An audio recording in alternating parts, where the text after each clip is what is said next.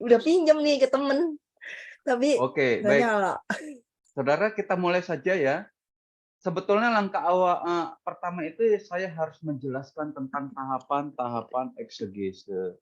Namun kita di Perjanjian Baru sudah menyampaikan tahapan-tahapan eksegese, dan rasanya saya menjelaskannya sudah tuntas ya, untuk tahapan-tahapan eksegese, Saudara. Oleh karena itu, saya masuk saja ke tafsiran model naratif. Saudara sudah mendengarkan bagaimana saya menjelaskan metode penafsiran naratif waktu di hermeneutics 2 ya, di hermeneutik 2. Nah, oleh karena itu minggu depan saya akan ulangi sedikit antara 15 sampai 20 menit, kemudian saya tampilkan lagi contoh. Dan hari ini saya tampilkan saja contohnya ya Saudara. Eee,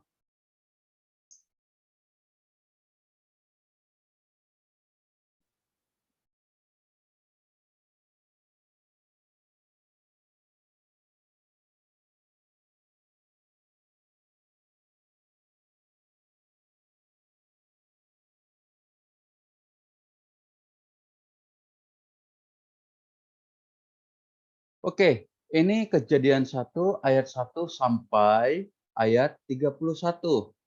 Kalau saudara perhatikan, secara total itu slide-nya ada 57 dan itu belum semua ayat saudara saya tafsir ya, tapi slide-nya sudah 57.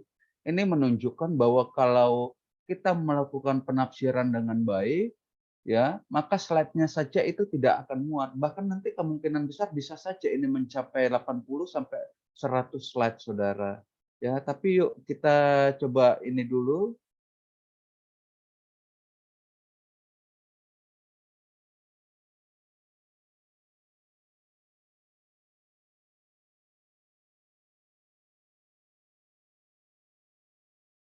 Oke, ini saudara, ayat 1. Bereshit bara Elohim et hasyamayim, saudara. Ini ya. Jadi bereshit bara Elohim et hasyamayim wa et haaretz. Pada mulanya Allah menciptakan langit dan bumi. Ya. Eh, ayat 1 ini saudara, kalau kita berbicara secara kronologis, ya, maka ayat 1 ini sebetulnya merupakan prolog, Saudara. Sebetulnya bukan prolog juga, bisa jadi epilog. Kenapa? Karena kalau berdasarkan konstruksinya, maka kita bisa melihat bahwa Allah menciptakan langit dan bumi, Saudara, itu bisa saja seperti sebuah frame, ya, baru nanti penciptaan hari pertama kedua itu adalah isi dari frame tersebut, ya. Jadi ini satu prolog yang ingin menggambarkan bahwa ada suatu aktivitas Allah yang Allah lakukan, yaitu menciptakan langit dan bumi. Itu secara keseluruhannya. Nah, ayat keduanya ya, itu nanti mulai penjabaran ya, penjabaran. Kalau di dalam bahasa kerennya, kalau ayat 2 itu yang disebut apodadi Saudara. Ya, nanti ayat 3-nya itu lain lagi, tapi kita nggak usah lah sampai ke situ ya. Yuk kita perhatikan. Nah, perhatikan saudara, kalau di dalam bahasa Ibrani itu, kalau saudara mengingat penggunaan kata literal, ya, pendekatan literal, maka kita perhatikan kata Bereshit bara Elohim. Bereshit. Bereshit itu berangkat dari dua kata, B dan Reshit.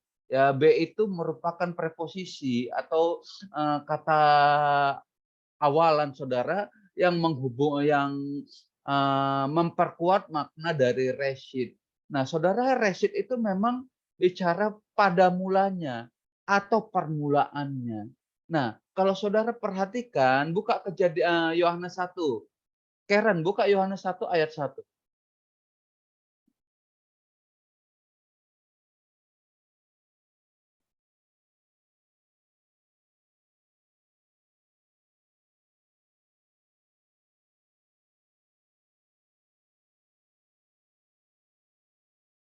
Yohanes 1 ayat Yo- 1.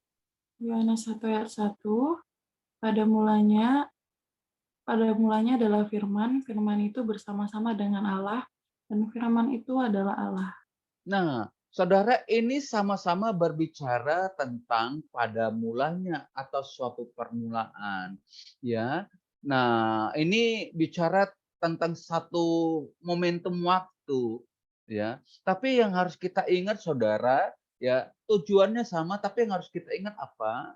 Untuk Yohanes 1 ayat 1, pada mulanya adalah firman, ketika berbicara pada mulanya di Yohanes 1 ayat 1, maka itu lebih berbicara kepada waktu kekekalan, ya. Jadi ini lagi berbicara tentang masa kekekalan, karena kita nggak tahu kapan Allah itu ada dan di mana dia keberadaannya. Kita bilang surga memang, tapi kita nggak tahu surga itu di mana. Jadi ini bicara persoalan awal mula dari kekekalan, ya. Nah, kekekalan itu ada lebih dahulu. Nah, sementara pada Kejadian 1 ayat 1, pada mulanya Allah menciptakan langit dan bumi. Nah, ini berbicara tentang satu permulaan juga sama dengan di Yohanes 1 ayat 1. Tapi yang membedakan kalau di Kejadian 1 ayat 1, permulaan ini lebih menunjuk kepada masa di mana atau satu momen atau suatu waktu di mana Allah menciptakan langit dan bumi. Yang satu, ini tidak ada penciptaan, tapi ini bicara tentang kekekalan di mana Allah itu ada. Yang dua, yaitu Kejadian 1 ayat 1, ini bicara satu titik atau satu awal di mana Tuhan menciptakan langit dan bumi. Kapan itu kita nggak tahu. Yohanes 1 itu kapan? Kita juga nggak tahu. Ya, ini yang mungkin disebut dengan rahasia ilahi.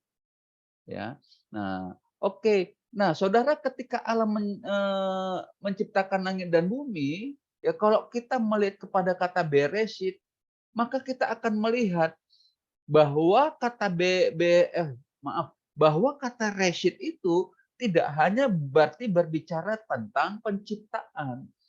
Reshit itu tidak hanya berbicara tentang awal mula kehidupan, ya, di galaksi ini, ya, atau di alam semesta ini. Tapi Reshit juga menunjukkan suatu antisipasi, saudara. Antisipasi apa? Antisipasi akhir. Jadi Reshit itu bicara juga awal, Reshit itu juga bicara akhir. Nah, jadi si penulis kitab yaitu Musa itu menggunakan kata Bereshit itu memang dengan tujuan ingin menampilkan ketika Allah ingin menciptakan langit dan bumi, maka saat itu juga Allah sudah mengantisipasi segala sesuatu akhir dari bumi ini dan sejarah manusia. Itu saudara. Ya. Jadi ketika manusia jatuh ke dalam dosa, Allah sudah antisipasi. Ketika Yesus inkarnasi dari kekekalannya ke dunia fana ini, saudara, ya, itu juga sudah diantisipasi. Inilah kata Reshit. Jadi kalau kita menggunakan metode leksikal, pendekatan makna kata, saudara, dalam hal ini makna kata yang signifikan, saudara, maka kita bisa melihat bahwa kata Bereshit itu mengandung makna yang sangat dalam sekali. Selama ini orang hanya berbicara tentang penciptaan. Padahal sebetulnya di dalam kata Bereshit sudah terkandung juga antisipasi terhadap segala sesuatu akhir dunia ini dan akhir dari sejarah umat manusia. Nah, itu, ya. Nah, lalu nanti saudara baca ayat kedua, ya. Saya tidak tampilkan semua slide. Nanti ada tuh ayat kedua, ketiga, roh Allah, bumi belum berbentuk dan roh Allah melayang-layang. Ini digunakan kata tohu wafohu, saudara. Tohu wafohu itu bicara sesuatu yang tidak teratur atau kekacau balauan. Kalau para teolog lebih senang menggunakan kata chaos. Chaos itu bukan berarti ada sesuatu perang, saudara, tidak. Di dalam pemahaman atau terminologi teologi, chaos itu menunjukkan kekacau balauan. Ini seperti gambaran, saudara, pabrik motor itu menciptakan motor. Ya, ada rangkanya, ada kapnya, ada mesinnya, dan segala macamnya. Nah, itu semuanya belum bersatu, saudara. Sehingga saudara nggak lihat itu motor. Ya, saudara belum bisa lihat bentuk sebuah motor. Karena apa? Karena rangka masih terpisah, mesin masih terpisah, jok masih terpisah, spardboard masih terpisah, dan semuanya masih terpisah. Sama. Ketika Allah menciptakan langit dan bumi, semuanya masih kacau karena apa? Karena belum ada keteraturan, belum pada tempatnya masing-masing. Ya. Nah, lalu muncul lagi yang disebut dengan Pak, itu kan ada terang, sementara di penciptaan terang itu berasal dari bintang-bintang, dan itu adalah penciptaan hari ketiga Pak, bintang-bintang itu. Lalu di hari pertama itu ada terang dan gelap. Itu terangnya dari mana? Maka saudara nanti kalau rajin membaca buku, dan saya berharap saudara rajin membaca buku, maka akan muncul teori-teori yang tentu saja menjadi perdebatan atau debatable. Ya, pertama dikatakan ya orang-orang karismatik itu sangat meyakini bahwa yang dimaksud terang di sini adalah terang Allah. Gitu ya, terangnya Allah. Yang kedua, para ahli, tentu saja ahli seperti orang-orang yang ada di NASA berpendapat bahwa terang yang dimaksud di sini bukan terangnya Allah, tapi memang sesuatu yang ketika Allah menciptakan terang itu sudah ada ya, tapi terang itu bersifat sementara, bukan seperti manusia. Bukan seperti pada penciptaan ketiga, ya. Nah, lalu ada teori yang ketiga mengatakan bahwa terang dan gelap itu yang ada di ayat tersebut itu ingin menampilkan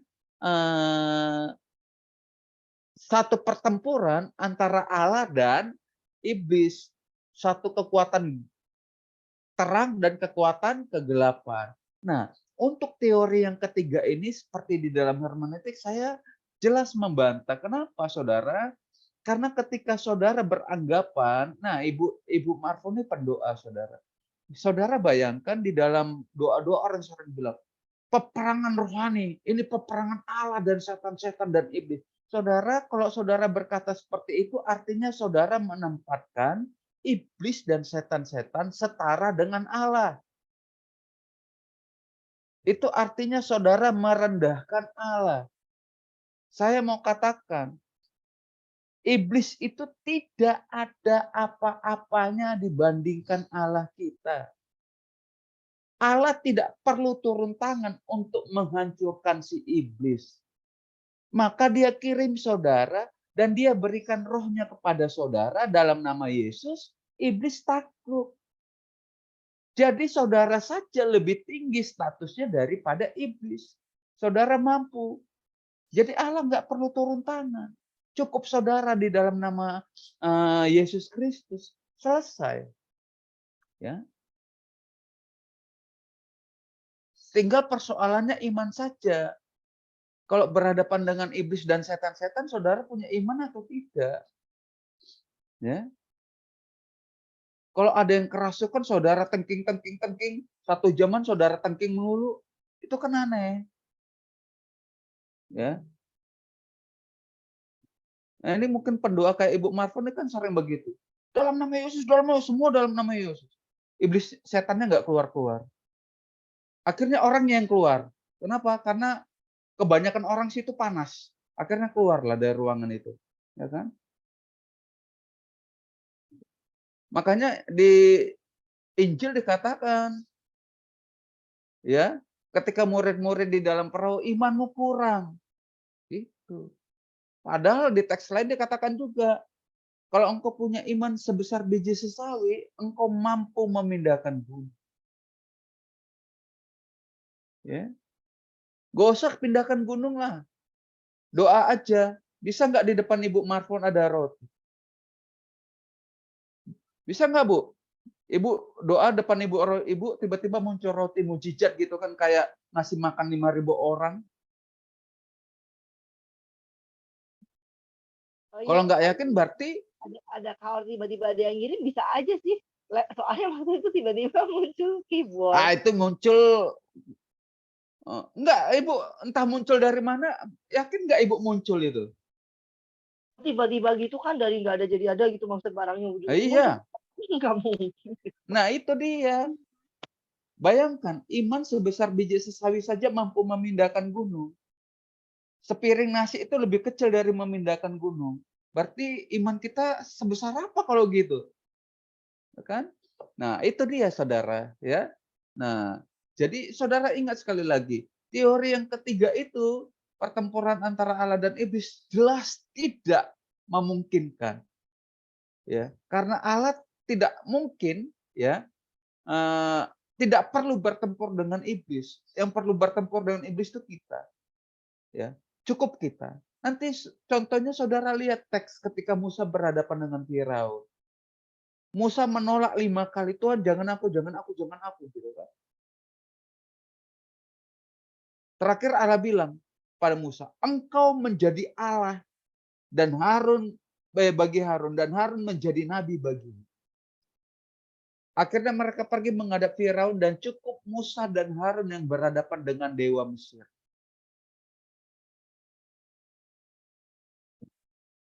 Nah itu saudara, ya. Maka teori kemungkinan yang benar adalah teori yang kedua, pernyataan para ahli NASA maupun eh, keyakinan sebagian orang bahwa itu terangnya Allah. Tapi persoalannya kalau terang Allah, ya, begini saudara, perhatikan baik. Kalau benar terang yang pertama itu terangnya Allah, kenapa Allah harus membuat bintang-bintang? Nggak perlulah, ya. Cukup terang Allah aja, nggak perlu ada bintang-bintang.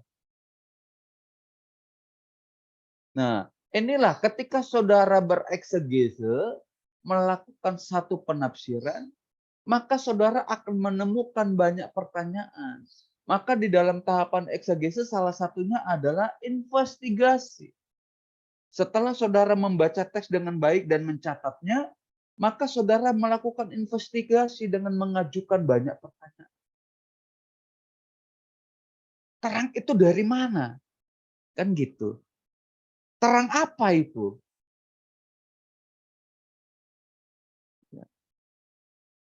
Oke? Terus, dan saya ringkas saja saudara untuk pertemuan awal ini, ya.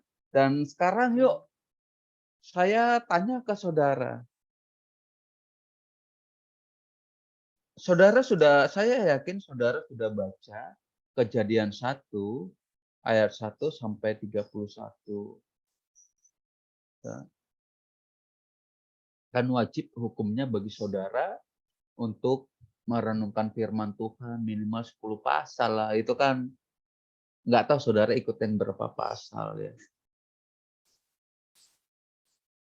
Karena saudara saya anggap sudah membaca, maka saya akan bertanya. Intan, apa yang Allah ciptakan pada hari ketiga?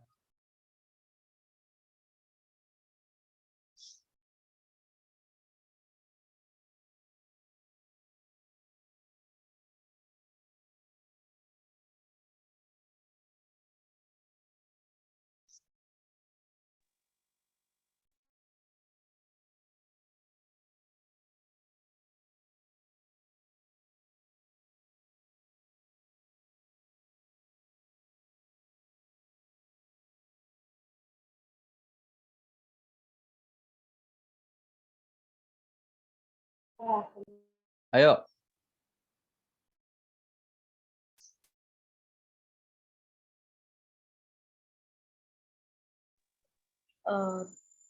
Tumbuh-tumbuhan. Nah. Oke. Rafael, apa yang Allah ciptakan pada hari keempat?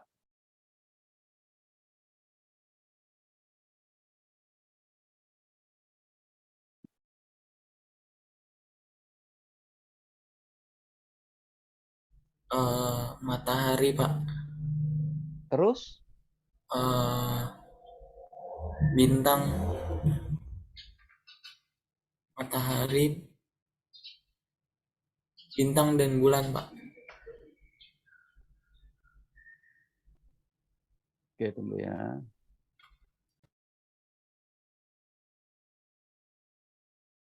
Nah, yuk kita lihat, saudara.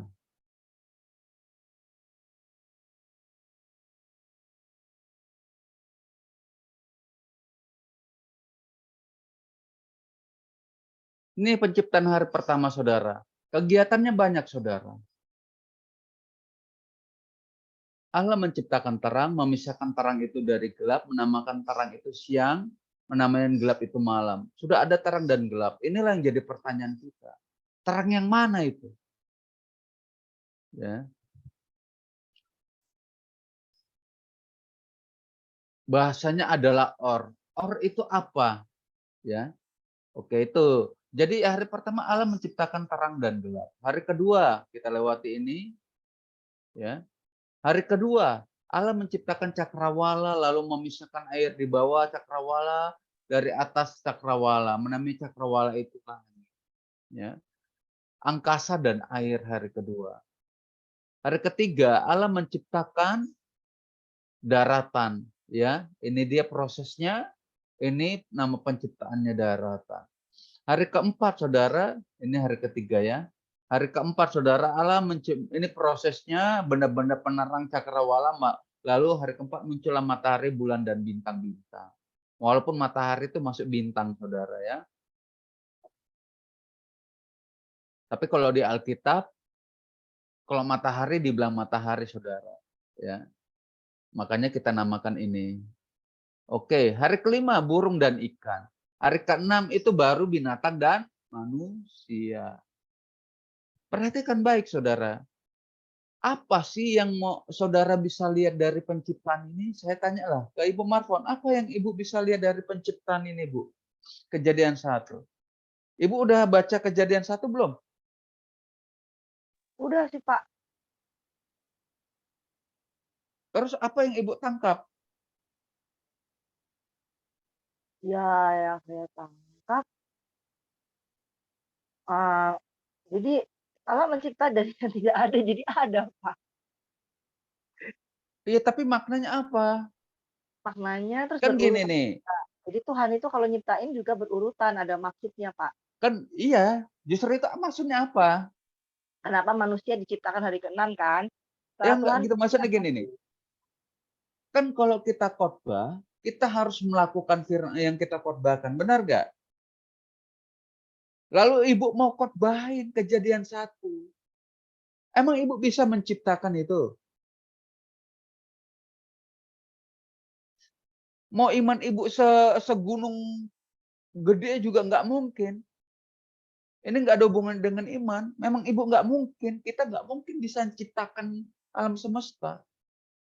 Mau saudara doa puasa ratusan tahun juga itu udah pasti nggak mungkin. Karena memang itu bagiannya Allah. Nah, kita membaca teks Kejadian, lalu apa sih makna yang mau kita tangkap? Apa, Bu Marfon? Tunggu dulu saudara ya, saya lihat air di kamar mandi saya dulu ya.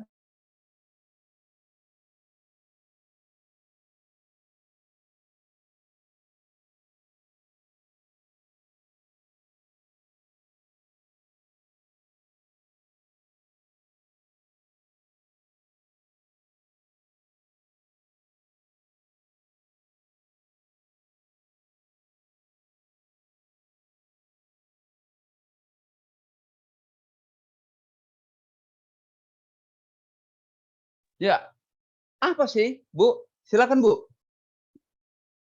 Ya, maksudnya ya Allah Maha Kuasa gitu. Jadi kemahakuasaan Allah. Iya, kita ngakui benar. Tapi bagi Ibu apa manfaatnya Oh, buat saya ya, kejadian itu? Apa yang Ibu bisa pelajari dari itu? ya kagum sama Tuhan, Hanya sekedar kagum gitu? mengucap syukur. Maksudnya benar-benar Allah tuh ajaib ya. Maksudnya kan Nah, benar-benar oke, saya potong saja. Saudara, eh, saya tanya lagi deh, tunggu. Tapi saya potong saja. Enis, menurutmu Enis, apa yang makna yang bisa kamu tangkap dari Kejadian 1, Enis?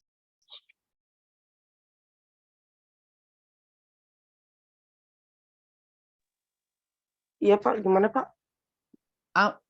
Kamu sudah baca Kejadian 1 apa belum?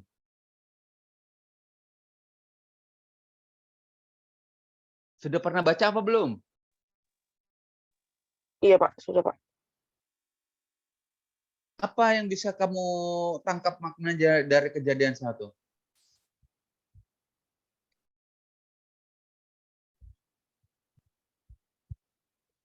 Kejadian 1 ya Pak.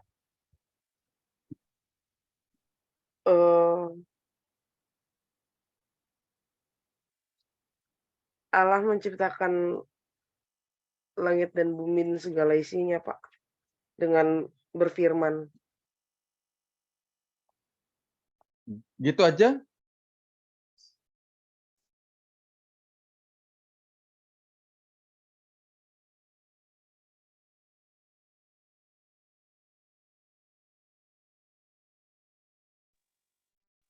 Iya Pak.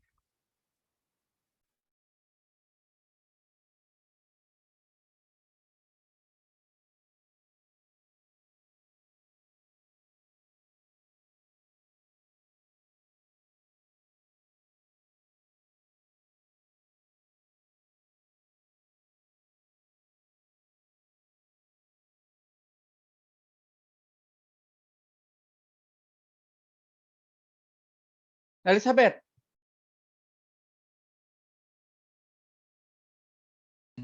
Kalau menurut saya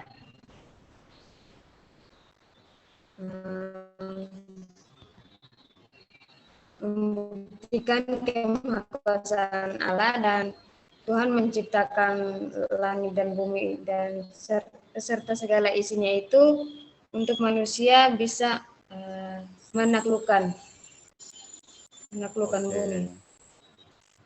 Karen, menurutmu apa? Karen udah baca belum? Sudah. Menurut Karen apa? Menurut Karen itu adalah karya tangan Tuhan yang luar biasa yang kita sebagai manusia yang tidak bisa melakukan apa yang Tuhan lakukan itu cuma bisa menjaga ya Pak. Itu aja sih Pak yang Karen dapat. Oke. Rafael, coba deh Rafael.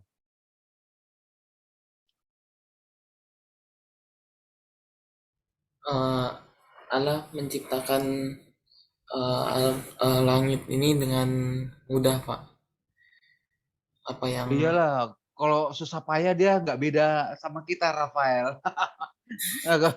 Nanti jadi sama kayak kita ngopi-ngopi di depan itu ya kan. Ayo Rafael. iya Pak. Cuman dengan berfirman itu Oke, ciptaan. ginilah, saya kasih clue-nya untuk kalian semua, termasuk Rafael. Katanya tadi Ibu Marfun bilang kagum karena alam menciptanya. Apa yang membuat kamu kagum? Dari mana kamu bisa melihat kekaguman itu? Kagum yang mana nih? Kagum karena apa? Rafael, kira-kira kagum karena apa? Karena eh, bumi ini kan, alam ini kan gede Pak. Tuhan tuh bisa Mhm. nyiptain itu cuman dalam beberapa hari gitu. Oke. Enggak, berdasarkan penglihatanmu itu kan berdasarkan pemikiranmu. Berdasarkan penglihatanmu, kamu lihat alam semesta ini, apa yang membuat kamu kagum, Rafael? Ketika melihat alam semesta. Misalnya kamu lihat seorang gadis nih, kamu kagum, wih cantik ya, karena memang dia cantik, misalnya gitu. Nah, apa yang membuat kamu kagum ketika kagum kepada Allah ketika melihat alam semesta ini?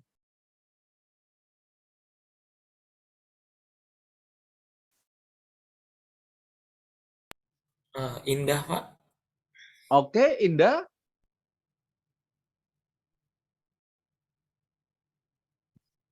Saudara, inilah yang saya bilang ketika saudara menjawab, ya termasuk Bu Mafon,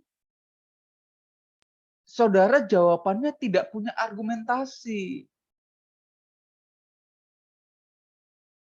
Udah bangun, buka aja sama opung.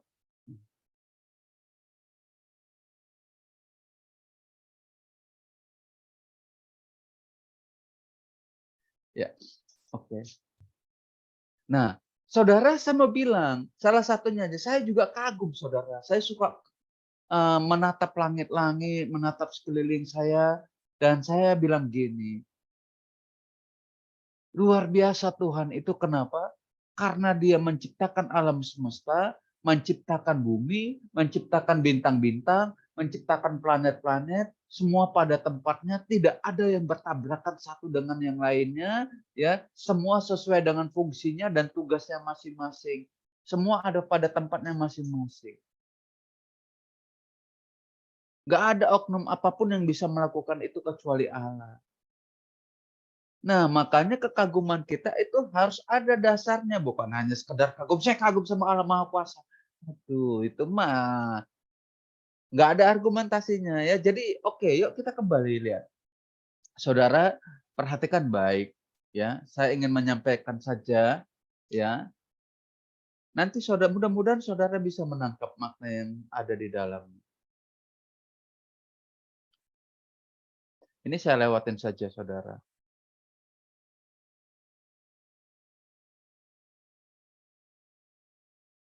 Saudara perhatikan.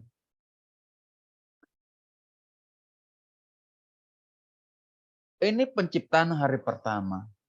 Terang gelap, penciptaan hari kedua, angkasa air, penciptaan hari ketiga darat. Ini kelompok pertama. Ya. Kalau saudara perhatikan, penciptaan hari pertama itu untuk mendukung penciptaan hari keempat. Penciptaan hari kedua itu untuk mendukung penciptaan hari kelima. Penciptaan hari ketiga itu untuk mendukung penciptaan hari ke-6. Tuhan menciptakan dulu terang dan gelap supaya ada matahari, bulan, dan bintang. Jadi ini masih cakrawala, masih di awang-awang sana, saudara. Baru ini ada matahari dan bulan. Jadi terang dan gelap di sini ini seperti satu media, menjadi satu media untuk penempatan matahari, bulan, dan bintang. Penciptaan hari kedua, angkasa dan air, itu untuk mendukung penciptaan hari kelima, yaitu burung dan ikan. Penciptaan hari ketiga, daratan, untuk mendukung kehidupan binatang dan manusia. Saudara bisa bayangkan, ya, Allah, kan kita sering tuh iseng bertanya, kenapa sih Allah menciptakan manusia pada hari ke-6? Karena kalau Allah menciptakan manusia pada hari pertama, begitu Allah menciptakan manusia, manusianya langsung mati. Kenapa? Tidak ada sistem pendukungnya. Nggak ada udaranya, nggak ada airnya, nggak ada daratannya, nggak ada makanannya. Begitu diciptakan langsung mati. Kalau ikan dan burung-burung diciptakan pada hari kedua, ya, sementara angkasa diciptakan pada hari ketiga, mau kemana burung-burung terbang? Nggak ada angkasanya, saudara.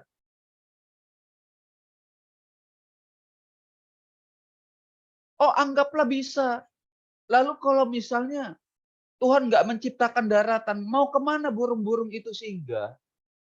Sehebat-hebatnya burung, nggak mungkin dia terus-terusan 24 jam di udara. Harus turun ke daratan. Makanya ketika Nuh melepaskan burung gagaknya balik lagi. Kenapa? Nggak ada daratan. Makanya saudara, manusia itu makhluk hidup itu membutuhkan sistem pendukung. Burung-burung, ikan, binatang, manusia itu membutuhkan sistem pendukung. Kita manusia itu membutuhkan sistem pendukung. Nah, dari sini saja Allah ingin menunjukkan kepada kita, kamu itu bukan siapa-siapa. Kamu itu nggak punya apa-apa. Tanpa sistem pendukung, kamu mati. Yuk kita kembali kepada Allah. Allah itu perlu nggak sistem pendukung? Enggak. Dia yang membuat sistem pendukung buat kita malah. Makanya keberadaan Allah itu tidak terganggu dengan ada tidaknya manusia. Keberadaan Allah tidak terganggu dengan ada atau tidaknya alam semesta. pujian penyembahan, doa saudara itu penting. Tapi bukan berarti kalau saudara tidak memuji menyembah Tuhan lalu Allah terganggu. Enggak, saudara. Karena Allah tidak membutuhkan sistem pendukung. Kita butuh sistem pendukung, itu dia. Nah, yuk kita lanjutkan lagi. Saudara paham ya? Maksudnya, inilah yang disebut kehidupan sosial. Kita butuh sistem pendukung. Dan Allah, nah selanjutnya saudara perhatikan baik. Ini saudara harus perhatikan dengan baik. Penciptaan hari pertama. Tadi kan penciptaan hari pertama untuk mendukung hari keempat. Saudara lihat penciptaan hari pertama untuk mendukung hari keenam. Penciptaan hari ketiga, hari kedua untuk mendukung penciptaan hari keenam. Penciptaan hari ketiga untuk mendukung penciptaan hari keenam. Penciptaan hari keempat untuk mendukung hari keenam. Penciptaan hari kelima untuk mendukung penciptaan hari keenam. Jadi semuanya ini Allah ciptakan, saudara, ya, hari pertama sampai hari kelima, ternyata secara keseluruhan itu untuk mendukung penciptaan hari keenam. Jadi semuanya itu Allah ciptakan untuk siapa, saudara? Untuk manusia. Makanya kita ini berharga di mata Tuhan karena semuanya diciptakan untuk kita. Dengan kata lain, manusia yang diciptakan Allah itu spesial. Udah kayak martabak telur pakai keju, saudara. Ya. Engkau spesial, makanya jangan rendah diri. Rendah hati boleh, rendah diri jangan.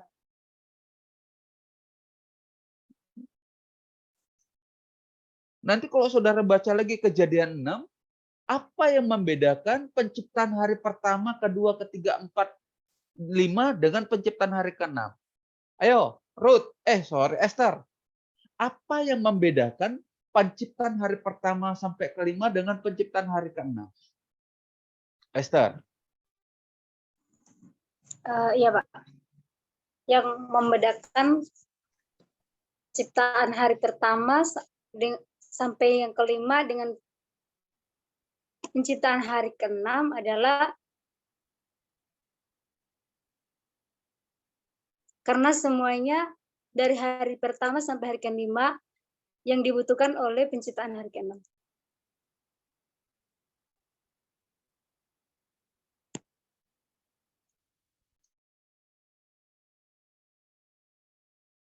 Tunggu saudara ya, saya jawab Ibu Romika dulu ya, karena saya masih di rumah.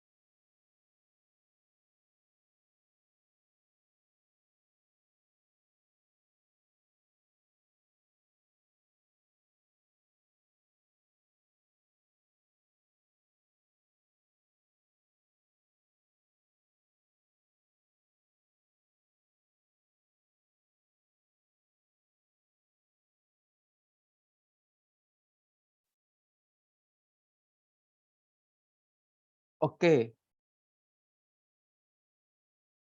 Intan, apa yang membedakan penciptaan hari pertama dengan hari pertama ke-5 sampai penciptaan hari pertama sampai ke-5 dengan penciptaan hari ke-6? Ini membaca Alkitabnya nggak teliti ini.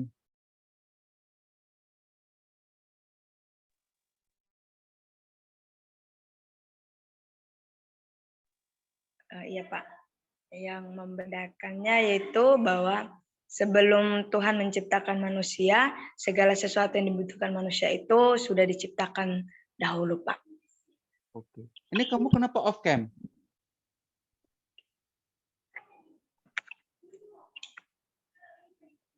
Oke, itu. Sabet. Wah, ini membaca Alkitabnya kelewat semua ini. Yuk, Sabet.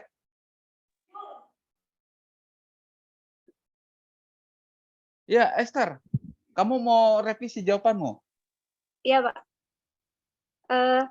Kalau penciptaan hari pertama sampai hari kelima itu, Tuhan menciptakannya itu dengan berfirman. Tapi kalau penciptaan hari keenam, Tuhan membentuknya dengan begitu unik, dengan tangan Tuhan sendiri. Iya, puji Tuhan lah ya. Berarti kamu udah bertobat, Esther.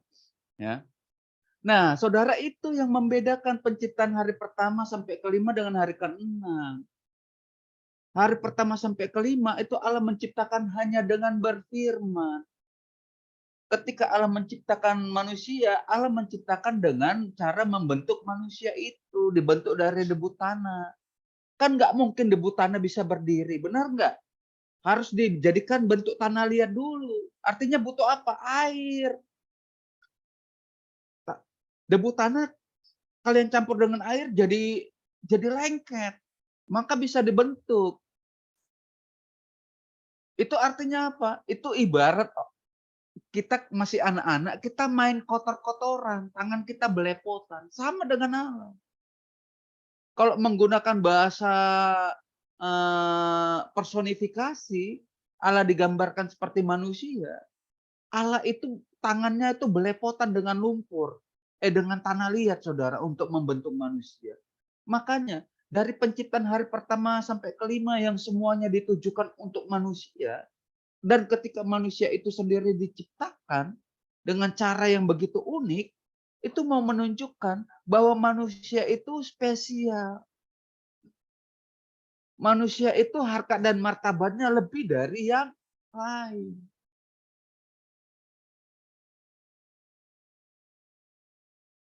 Makanya nah ini bisa kita tangkap refleksinya apa? Jangan minder. Jangan lagi merasa, aku kan ini, aku kan gemuk, aku kan bulat, jangan. Engkau diciptakan spesial sama Tuhan. Unik. Semua yang ada di dunia ini diciptakan untuk diri kita loh. Ya. Mantap nggak itu kita punya Allah? Ya kan? Nah, saudara, dari yang saya jelaskan saja, dalam nggak maknanya? Udah dalam sekali. Padahal ini baru kulitnya.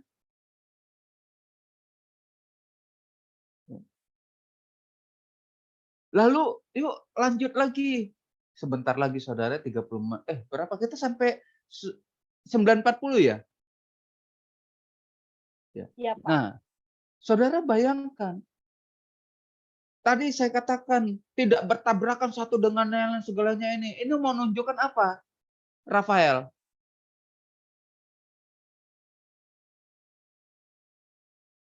Tadi indah. Ini sebetulnya menunjukkan bicara apa? Keteraturan. Semua teratur pada tempatnya sesuai fungsinya. Tidak ada yang menyimpang.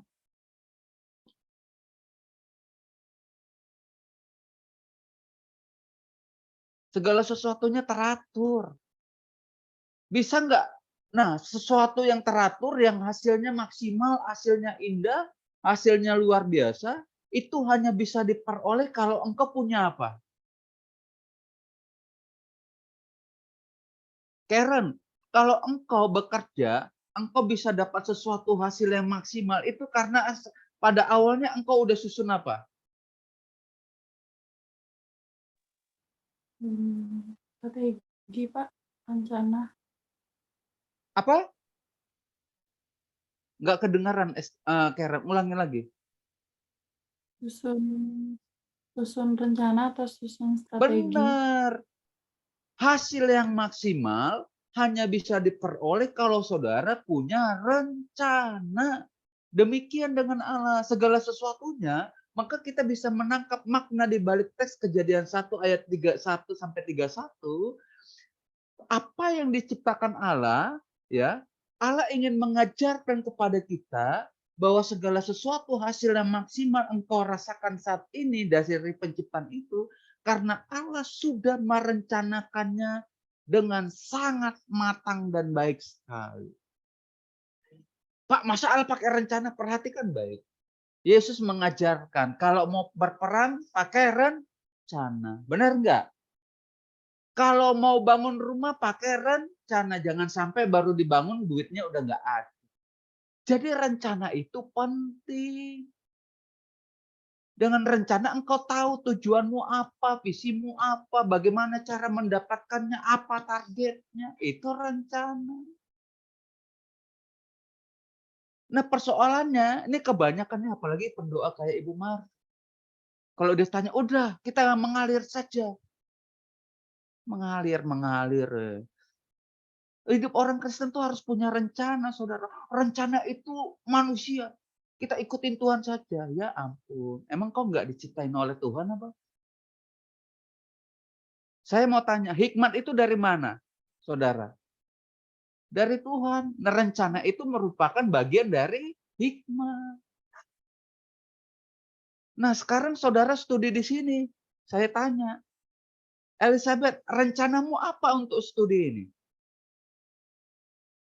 Kalau kalian nggak punya rencana, saya akan sampaikan ke Ibu, lebih baik dipulangkan saja lah, Bu. Kuliah nggak ada rencana. Rencanamu apa, Elizabeth? Saya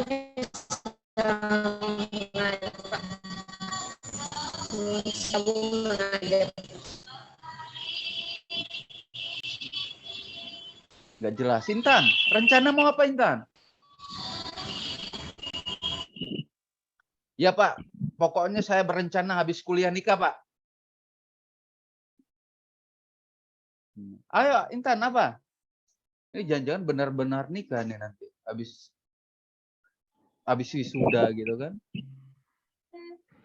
Rencananya sih bisa selesai dan tepat waktu dan juga bisa Oke, nggak usah jauh-jauh. Selesai tepat waktu. Untuk tepat waktu, apa yang kau rencanakan supaya bisa tepat waktu?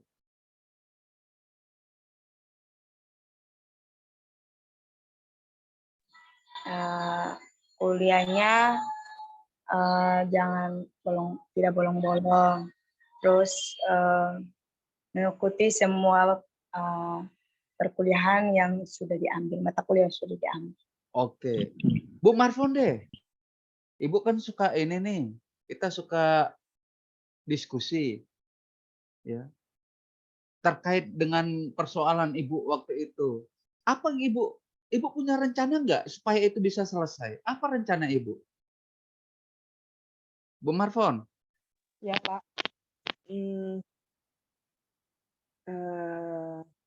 Saya sih gini, sebenarnya jujur aja sih kemarin baru saya jadi Tuhan tuh suruh saya kuliah sebenarnya bukan tujuan utamanya, bukan musiknya sih, Pak. Jadi karena kalau karakter itu mengubah tuh tidak mudah. Jadi dan itu harus melalui proses yang rutin, bukan yang sekali-sekali gitu. Nah, sedangkan saya Oke, adalah Bu, itu terlalu jauh. Ibu punya oh, itu rencana musik ya, apa supaya masalah itu bisa Ibu atasi? Rencananya apa? vokal. Iya, kalau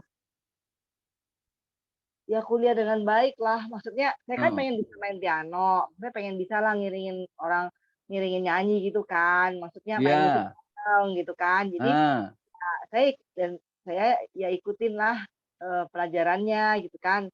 Ya kayak gitu, Pak. Terus kedua saya pengen bisa bikin lagu waktu itu oh, kan, enggak usah sampai bikin lagu, Bu. Hanya ikuti pelajaran aja rencana Ibu. Terus kapan Ibu mau jagonya? latihan, Pak. Jadi saya Itu dong. latihan, Pak. Rencana saya latihan. Ibu udah susun nggak rencana latihannya? Kapan aja? Saya kan suka masuk menara doa. Jadi kalau sekarang sejak kemarin liburan, saya kalau masuk saya ya main aja ya keyboardnya Pak. Jadi main sama temen yang penjaga, saya main gitar, saya main keyboard gitu. Terus kebetulan puji Tuhan banget, saya tuh pengen belajar drum, tapi kan nggak kesampaian, tapi ternyata ada drumnya. Jadi ya saya coba-coba dikit Oke, lah. Bu, nggak usah itu terlalu jauh. Rencana Ibu. Ya paling itu Jadi sih. gini, maksud saya gini, sorry. Saudara Rafael, kamu main musik apa, Rafael? Drum, Pak. Drum. Kamu udah bagus apa belum? Belum, Pak. Lalu supaya kamu bagus, apa yang kamu rencanakan supaya kamu bisa bagus? Latihan, Pak, setiap hari. Nah, itu maksud saya, Bu. Latihan. Latihannya di mana, Rafael? Di rumah, Pak, pakai stick sama drum pad. Cukup nggak menurutmu? Latihan Belum, di rumah saja. enggak. Apa rencanamu? Berkuliah, Pak. Iya, selain itu apa lagi? Eh, Lihat ini, Pak, video YouTube, Pak. Oke, gini. Saudara, inilah yang saya bilang, mohon maaf. Ketika saudara tamat, saudara bingung mau melakukan apa. Kenapa? Karena saudara nggak susun rencana dengan baik. Akhirnya madesu, masa depan suram. Contoh tadi Ibu Marvin sama Rafael. Saya mau jadi pemain keyboard yang hebat. Saya punya rencana, saya harus kuliah. Udah terlaksana itu. Terjadwal dengan baik. Benar nggak? Karena ada jadwalnya. Yang kedua, cukup nggak? Nggak mungkin. Maka saya harus latihan. Tiap hari. Tiap harinya tadi Rafael tuh gantung. Berapa jam sehari? Itu dia. Cukup nggak kamu supaya jadi jago sejam sehari? Hitung aja. Cukup Pak, kalau ada yang bilang cukup lebih baik nggak usah kuliah. Saudara, saya mau bilang gini. Saya udah cerita juga. Adik saya itu jago sekali tadi main gitar. Kenapa? Gurunya banyak. Tiap hari dia latihan. Saya nggak tahu, Rafael, kamu latihan sehari berapa jam? 1 sampai 2 jam, Pak. Adik saya saja yang nggak sekolah minimal latihan 3 jam, Rafael. Tiap hari. Sambil kerja loh, ya sambil kerja sekuler loh ya. Terus cukup nggak? Enggak. Dia punya rencana supaya jago, banyak ilmunya, dia berguru sama banyak guru. Akhirnya dia bergaulnya bagus. Ketemulah guru-guru yang hebat. Termasuk dia pernah bertemu dengan pemilik MJ Musik. MJ apa MD apa GM yang jual alat musik, Rafael? MG, Pak. MG kan?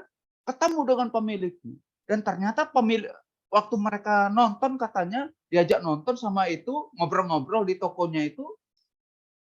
Mereka nonton waktu itu ada MTV ya.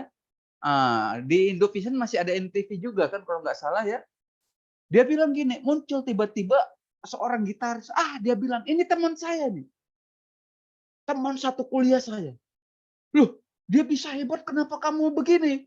Beda lah bro, dia bilang gitu. Ke adik saya dan ke gurunya adik saya. Jadi gurunya adik saya itu memperkenalkan adik saya dengan ini. Bedanya di mana? Gue latihannya cuma 4 jam sehari bro. Sorry. Dia bilang gini, bukan 4 jam. Sorry bro, gue latihannya sehari cuma 8 jam. 8 jam? Makanya gue jadi pemilik toko doang. Gitu ya saudara. Loh kalau itu, kalau dia jangan ditanya bro. Ke kamar mandi, lagi pup aja, dia bawa gitar. Ngerti nggak saudara? Tidur aja, itu gitar dia bawa. Main tuh tangan. Jadi wajar kalau dia hebat dan terkenal. Lah gue cuma 8 jam. Bisa apa? Yang 8 jam aja bilang bisa apa? Lah bayangin dengan Rafael yang hanya 1-2 jam. Bukan berarti merendahkan, tidak ya. Ini memotivasi. Perlu latihan tiap hari. Berapa jam? Nah itu saudara. Supaya bagus cukup nggak 1 jam, 2 jam? Nggak mungkin lah. Kemudian apa? Cukup nggak? Rencanamu apa lagi, Rafael? Kursus dong. Kursus tuh bisa tuh cari-cari teman yang memang udah lebih jago, ya kan? Kursus bisa berbayar dan tidak berbayar. Ajarin gue dong. Saudara bawa tuh kopi, kasih ke dia, gitu kan bisa. Kayak adik saya itu. Bisa juga ke tempat kursusan yang gurunya bagus-bagus. Itu yang disebut saudara punya rencana. Ibu Marfon biar masuk antara musik sama suara. Apa yang dilakukan? Latihan vokal, berapa lama? Ikuti nonton YouTube ini. Itu namanya rencana. Saudara mau lulus dengan baik, tapi nggak mau belajar, ya percuma. Hanya sekedar lulus. Saya ikut penyusun kurikulum, tapi begitu nyampe rumah, saudara nggak pernah coba susun kurikulum yang baik. Nggak mau cari tahu kurikulum yang baik seperti apa. Nggak mau lihat faktanya. Sami mawon. Makanya banyak orang kalau udah lulus bingung mau lakukan apa.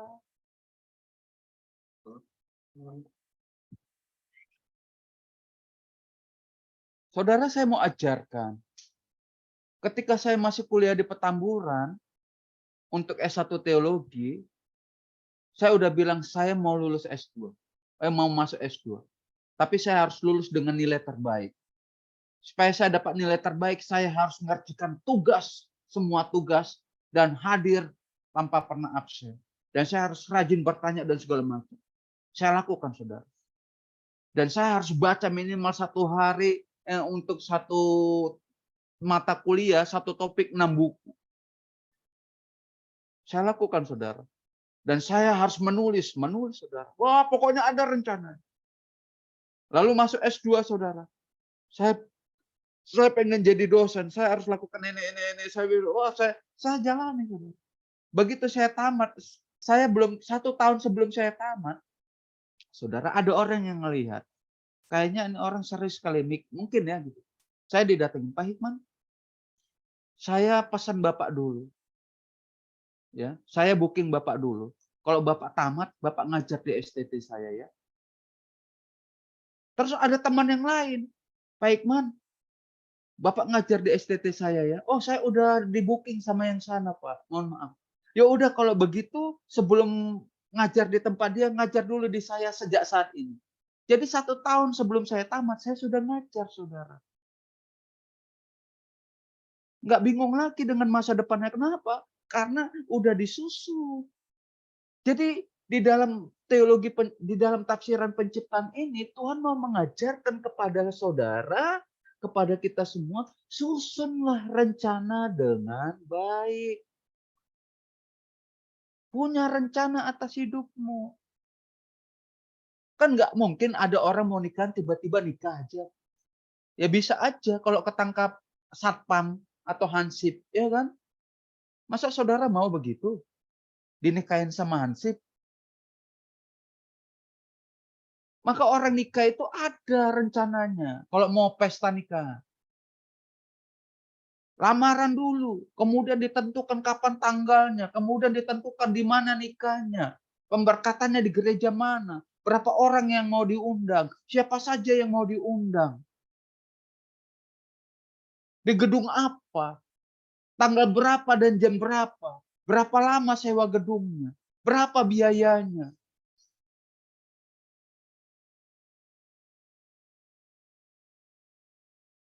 Semua harus direncanakan, emang bisa nikah ujuk-ujuk nikah gitu. Bisa sih, tapi saudara mau kayak gitu? Saudara mungkin mau, tapi bapak ibu saudara nggak mau yang kayak gitu. Saya pastikan gitu. Mana ada orang tua mau anaknya tiba-tiba nikah, suka-sukanya, nggak bisa.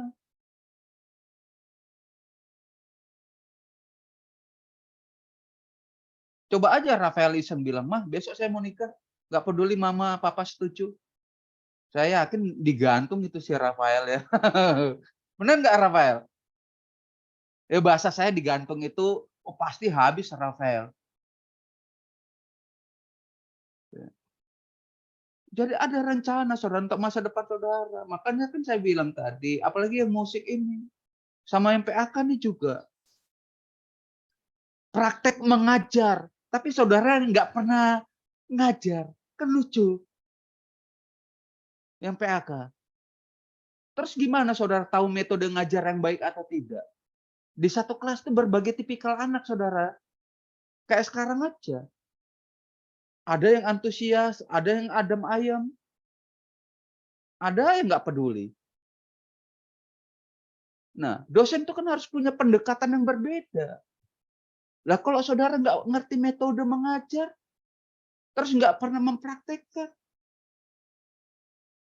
apalagi di sekolah makanya kan saya dan istri itu udah ngajar di sekolah minggu, kami buka praktek, saudara. Les-lesan gratisan. Dulu. Sampai 115 anak. Wih, luar biasa perkembangan saudara.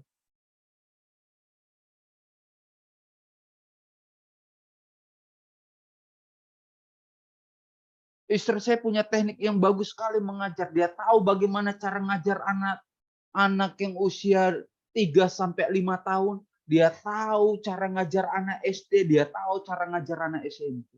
Itu istri saya. Kalau saya ngajar anak TK atau PAUD nyerah saya, saudara. Saudara bisa bayangkan, anak TK itu diajar sama istri saya dalam 3 hari bisa baca lancar, saudara. Saya aja bingung. Itu istri saya. Anak TK, saudara, 3 hari bisa baca, diajarin istri saya.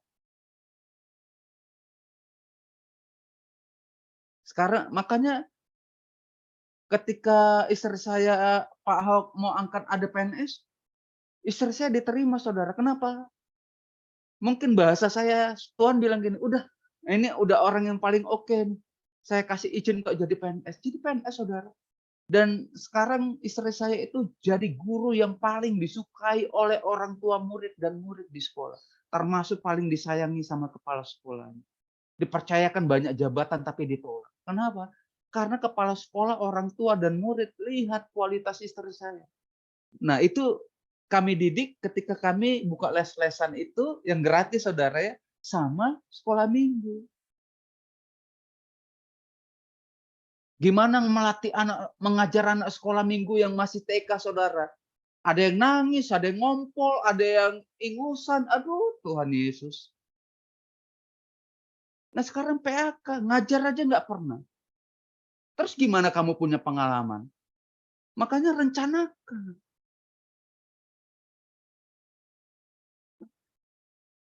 Ya.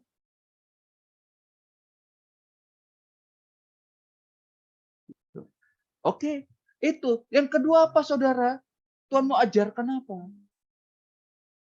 Sorry, gereja itu kadang-kala punya rencana tapi nggak dijalankan, saudara. Sibuk di akhir tahun jalan-jalan kemana untuk buat program, benar nggak? Ini kan Karen bapaknya wakil gembala.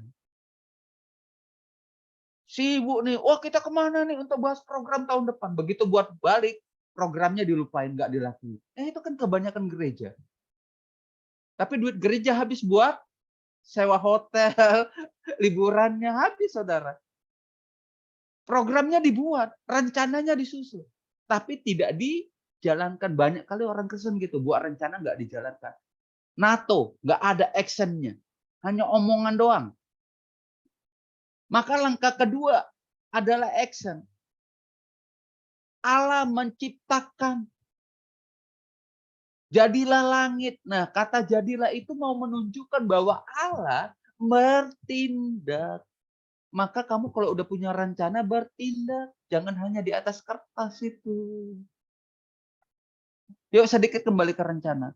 Saudara, rencana itu hikmat. Baca Amsal, bicara hikmat. Hikmat itu dari Tuhan. Saudara susun rencana masa depan saudara, bawa di hadapan Tuhan. Tinggal doakan Tuhan. Ini rencana untuk masa depanku. Kalau Tuhan berkenan, izinkanlah ini biar berjalan sesuai dengan apa yang aku susun. Tapi kalau Tuhan belum berkenan, ada yang mau direvisi, Tuhan bertindak biar aku perbaiki, biar aku hidupku jelas dan segala macam. Saya gitu, saudara. Rencana saya bawa di hadapan Tuhan. Nggak ada itu mengalir saja. Nggak ada. Saya kalau ngomong gitu ditegur istri, apa mengalir mulu, mengalir mulu. Kayak kotoran manusia di aliran sungai aja mengalir. Gitu.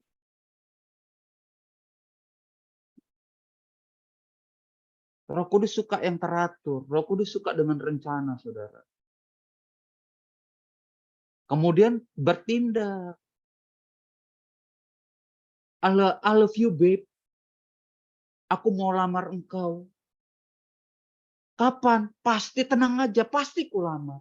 Ya kapan? Tenang aja, percayalah, pasti kulamar. Sampai pacaran 7 tahun, nggak ada tindakan.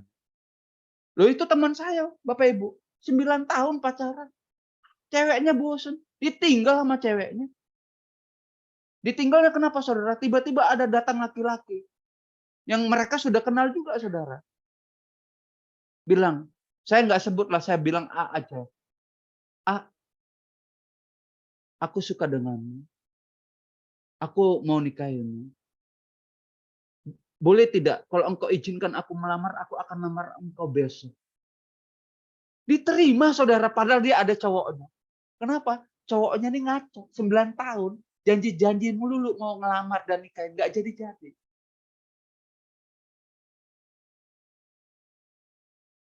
Ada rencana tapi nggak dilakukan. Itu nggak boleh.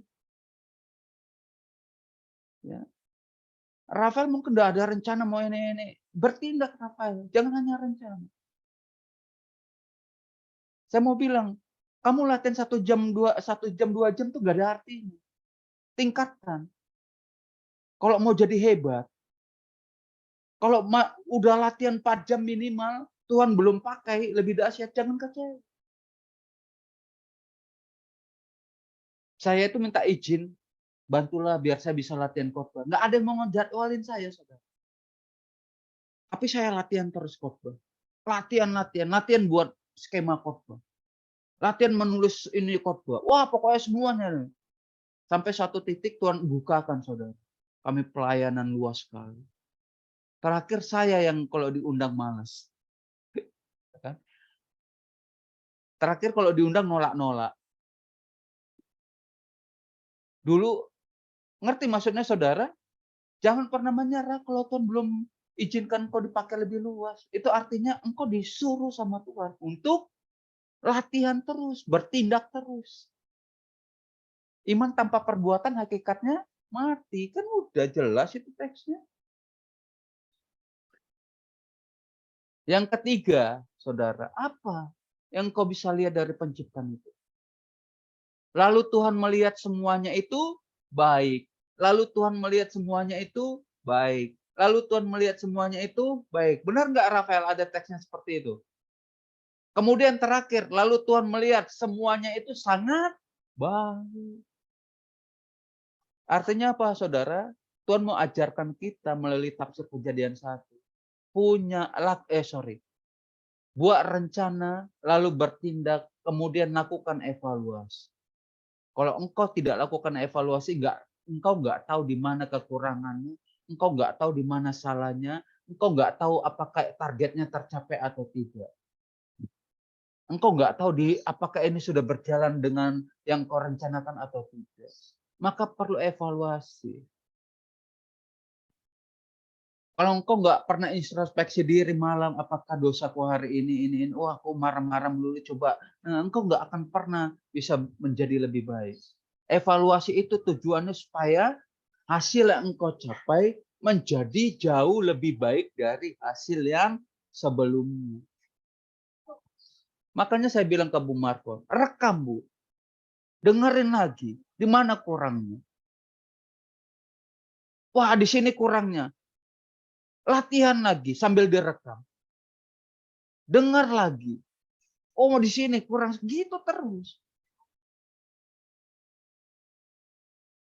Ya. Saya itu bukan imam musik, tapi saya suka mendengar rekaman, saudara. Saya nyanyi aja, oh kayaknya suara saya cempreng amat ya. Kan gitu kan. Ini kalau saya ada di ibadah raya, bisa-bisa orang bubaran ini. Langsung dengar suara saya.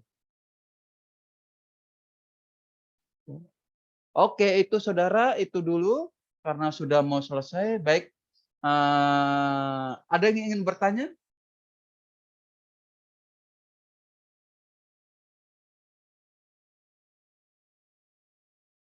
Ya evaluasi itu Pak. Ya dalam hal penciptaan tadi kan yang pertama kan Allah hebat, segala sesuatunya bisa teratur dan tidak Heeh. bertabrakan gitu kan. Yang kedua perencanaan kan, semua direncanakan dengan baik dan juga ada tindakan gitu ya Pak. Heeh. Yang ketiga evaluasi itu dalam hal yang tadi, jadi evaluasinya gimana Pak? Iya, jadi gini saudara, Tuhan itu memang tidak butuh evaluasi, tapi artinya gini nih, karena kan segala sesuatunya disusun dengan baik dan terjadi sesuai dengan kehendak Allah. Tapi di dalam teks si penulis mau mengajarkan kepada kita nih dari apa yang dilakukan Allah. Semua baik itu mau menunjukkan apa? Allah mau mengajarkan, kamu lihat aku, lakukan evaluasi supaya engkau mendapatkan hasil yang baik, bahkan menjadi sangat baik gitu loh. Kan nggak mungkin kita ciptakan langit dan bumi. Makanya di dalam konteks si penulis, penulis menyusun itu dengan baik supaya apa? Supaya kita belajar dari teks. Apa makna teks? Dan salah satu makna teks adalah si penulis, Tuhan melalui si penulis ingin mengajarkan kepada kita orang percaya, lakukan evaluasi. Gitu, ya. Oke, saudara, tunggu ya, bentar ya. Ya,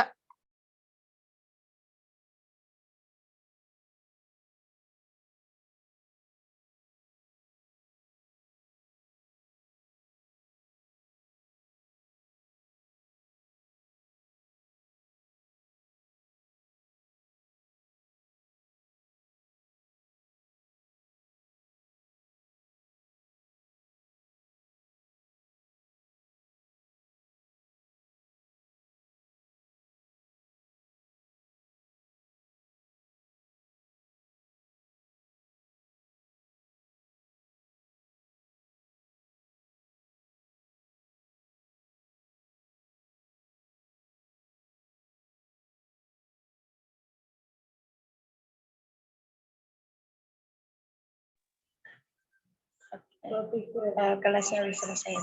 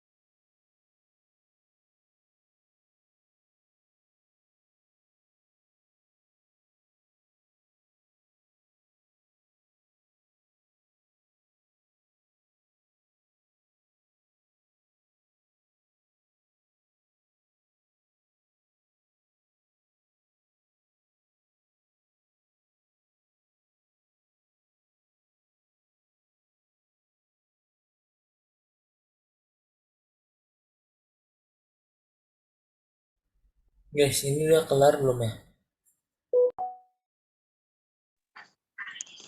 Kurang tahu. Bapaknya tadi terakhir ngomong apa? Nggak ngomong apa-apa ya? Aku lihat tadi pas lagi nelpon si bapak itu. Oh, udah kelar kali ya? Kayaknya udah kelar deh. Tapi nggak bisa masuk, kok nggak masuk masuk lagi. Ya udahlah, tunggu aja dulu bentar.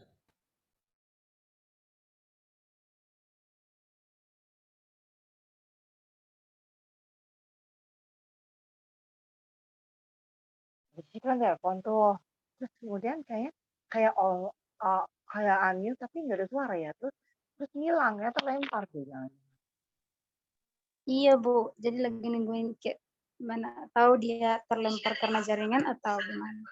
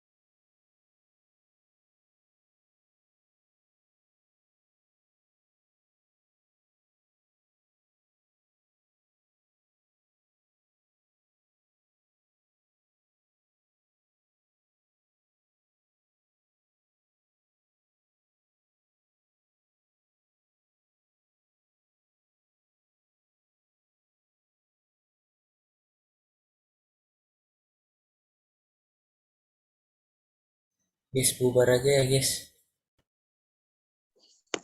Ya, udah jam. Apa El? Bubar aja, bubar. Pak Hikman nggak jawab Oke. ya? Oke. Oke, makasih guys.